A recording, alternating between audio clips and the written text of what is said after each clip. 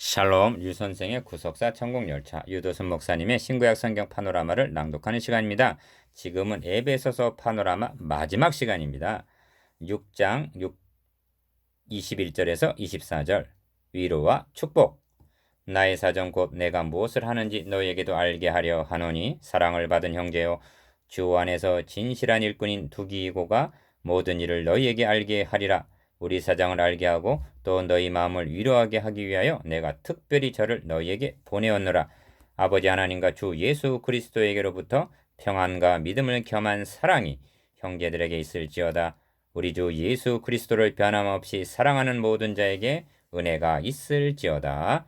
에베소서 6장 21절에서 24절. 도표 38을 보시면 본단원의 주제는 위로의 축복입니다. 첫 단락 21절에서 21절에서 22절까지는 애정어린 위로와 교제요. 둘째 단락 23절에서 24절까지는 에베소 성도를 위한 축복 기도입니다. 큰일, 교제와 위로.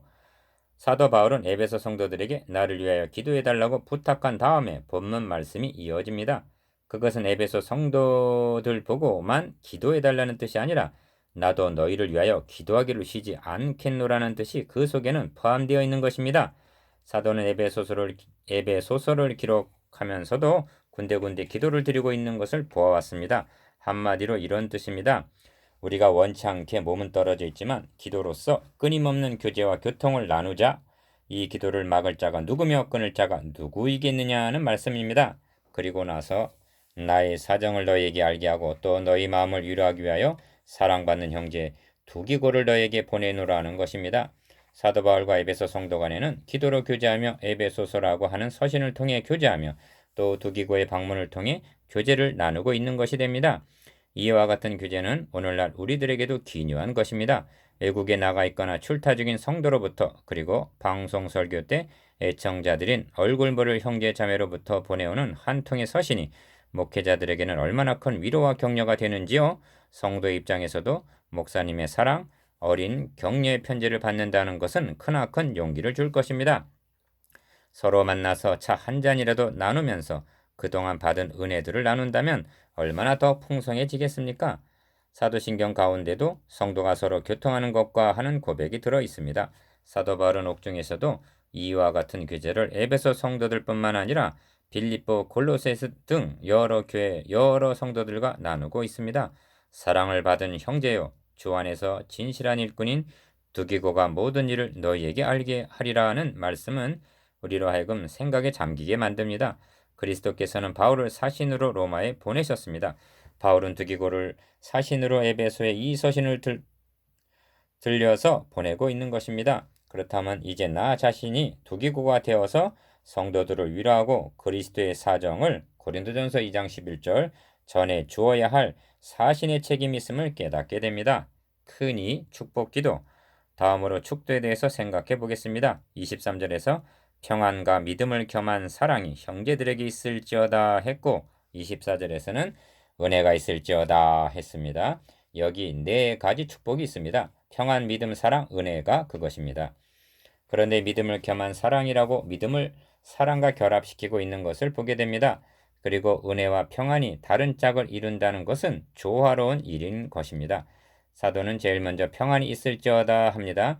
이 점에 우리는 주목할 필요가 있습니다. 한마디로 요약한다면 사도는 이제까지 은혜의 영광과 은혜의 풍성을 증거했습니다.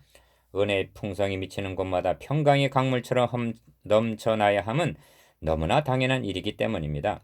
하나님의 은혜는 풍성하고 활짝 열려 있는데 우리 안에서 좁아져서 평강이 넘쳐나지 못하고 있다면 얼마나 안타까운 일입니까?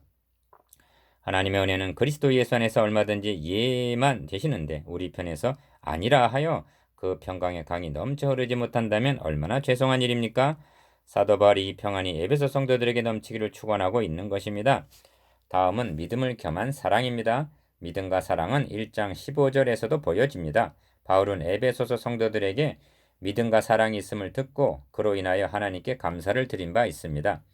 믿음과 사랑은 그리스도교의 신앙의 2대 요소인 것입니다. 믿음은 원인이고 사랑은 결과입니다. 그러므로 믿음 없이 사랑만 있다 해도 그것은 그리스도인은 아니며 믿음이 있노라 하고 사랑이 없어도 그것은 온전한 신앙은 아닌 것입니다. 저는 이 시점에서 여러분의 주의를 환기시키고자 합니다. 사도는 믿음을 겸한 사랑이 에베소 형제들에게 있기를 원했습니다.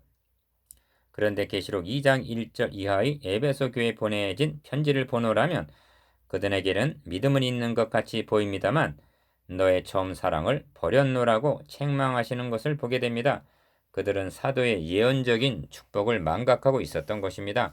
오늘의 우리들의 교회는 어떠합니까? 믿음을 겸한 사랑이 있습니까? 나 자신은 어떠합니까? 사도는 우리 주 예수 그리스도를 변함없이 사랑하는 모든 자에게 은혜가 있을지어다 합니다.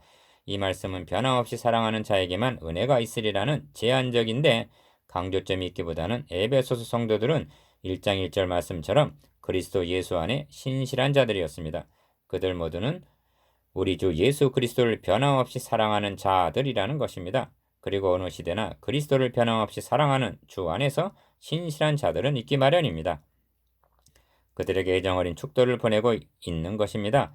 부족한 종도 에베소서 강해를 끝마치게 해주신 하나님께 감사를 드리며 본 강해를 통해서 하나님께서 우리에게 베푸신 은혜의 영광과 1장 6절 은혜의 풍성을 깨닫게 되고 교회의 영광스러움이 무엇인지를 알게 되어 이전보다 더욱 하나님을 찬양하며 우리 주 예수 그리스도를 변함없이 사랑하게 된 형제 자매 여러분에게 애정어린 축도를 보내고자 합니다.